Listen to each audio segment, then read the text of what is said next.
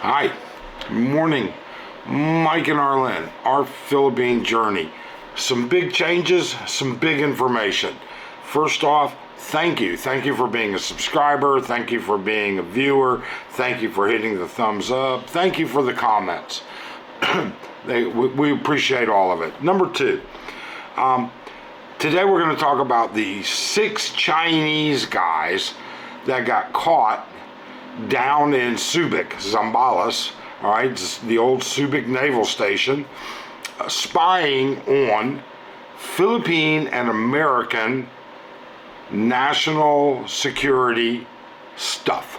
That's the only word I'm going to use is stuff, all right? Military installations, routes, things like that. And then finally, we're making some changes in the way we technically pursue getting this stuff to you, doing our blogs, because, you know, we do all kinds, but we're making some changes, and we're definitely doing some different audio video mixing. And I want your opinion. I want to know different things. So at the end of the information that we're going to give you, we're also going to ask you some questions about certain things and giving back some comments and feedback. We would really appreciate that. So let's get started first off. All right?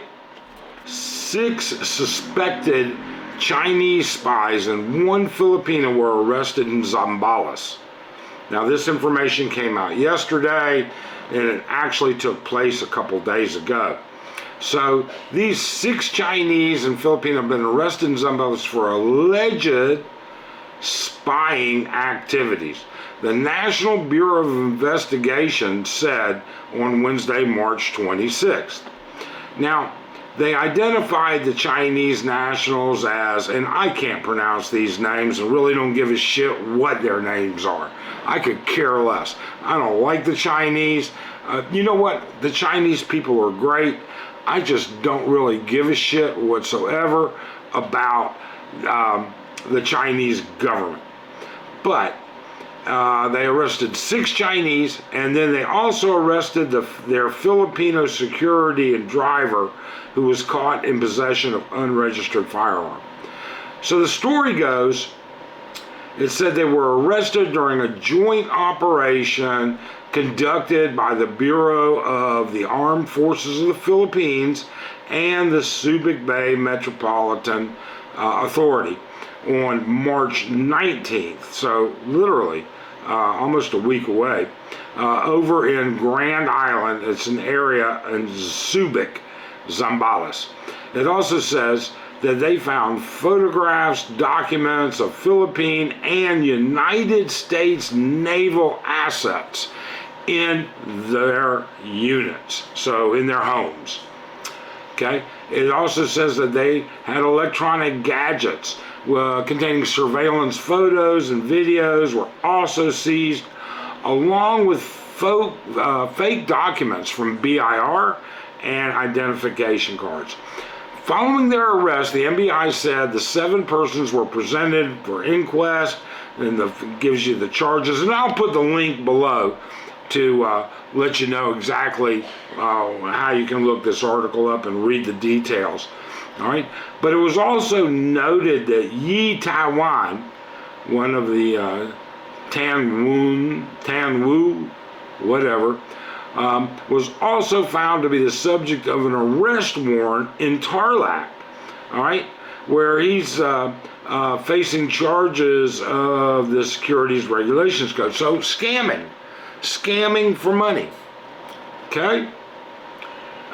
It says the operation was conducted against the 7 persons after they NBI received a letter from military intelligence concerning foreign nationals suspected of conducting covert intelligence, surveillance, and reconnaissance operations on critical infrastructures. So it's not just the naval base, but it's probably also going to be the power plants, roadways, the whole 9 yards.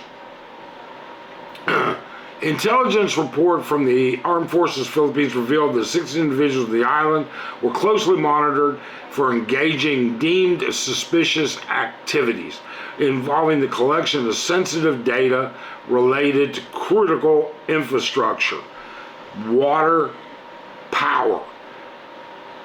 That's how they do it. If they can shut down, if they make it not livable, well, then people are screwed. All right, it's ripe for invasion, and Subic is a deep water port. It's a prime military target. When they found out that Yu Tan Wu was the subject of an arrest warrant, they decided to start an operation, led to the arrests. The NBI said counterintelligence efforts revealed that these individuals occupying the island, okay, under the guise of recreational fishers, frequently lingering out at the wharves until the wee hours. They are literally mapping it, okay? Just like when, you know what, you see this in a couple movies where people would say, okay, this is where we know we can drop a mortar shell, but if we take 150 steps this way, it hits this oil tank or whatever. So they were mapping out these places.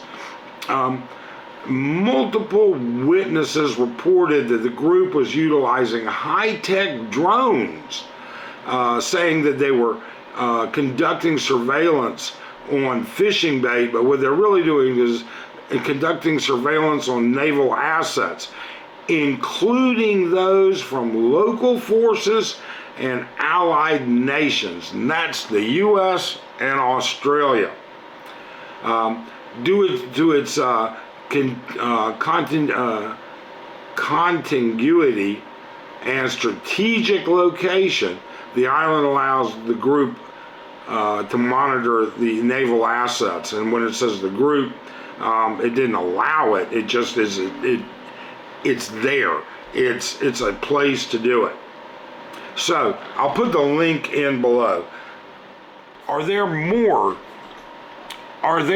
Chinese spies? You bet. I'll guarantee you right here in Angeles City, there are Chinese spies that keep track of everything that happens at Clark Airport and at the military installation up on Clark.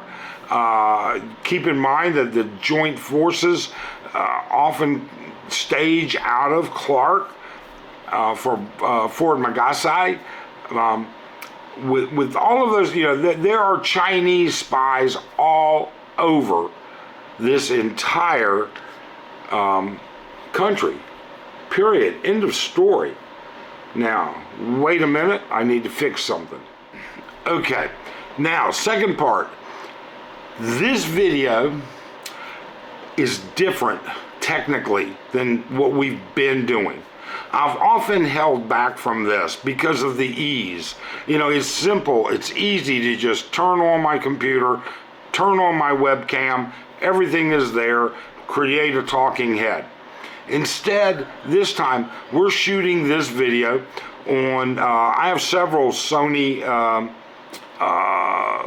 full-frame cameras and APS-C cameras.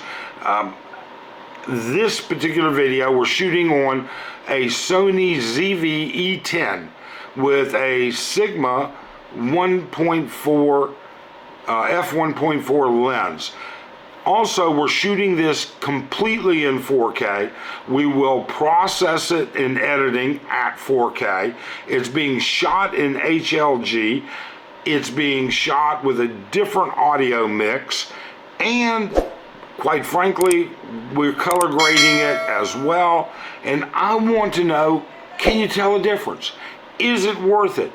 Do you notice, if you're on a smartphone or tablet, a small laptop, I doubt you'll see much of a difference with respect to the quality. But we'll upload it in 4K, we'll edit it in 4K, we'll do the whole thing. Not only that, it's a bit more of a tedious process. It adds probably a half an hour to an hour of effort in each one of these videos. However, it's something we enjoy, it's a hobby. So in the comments, can you tell a difference? Like right now, I can see that this side of my face is showing zebras, as in overexposure. Did we compensate for that when we color graded? Did we adjust for it? How does it look? Especially for those of you that are watching on TVs, on large screen TVs. Are you watching in 4K? Can you see it in 4K? Can you appreciate the difference? We know that we see a difference in 1080p on our TV and videos done in 1080p versus videos done in 4K. We see a difference. But is it enough to make a difference? Is it worth, is the juice worth the squeeze? I don't know. In the comments below, let us know what you think. Is it worth the effort? Is it something that you're interested in? Are you technically interested in this kind of stuff? Please comment below, subscribe, like, hit that thumbs up, all that good stuff. But more importantly, be safe and have a great day. Thanks.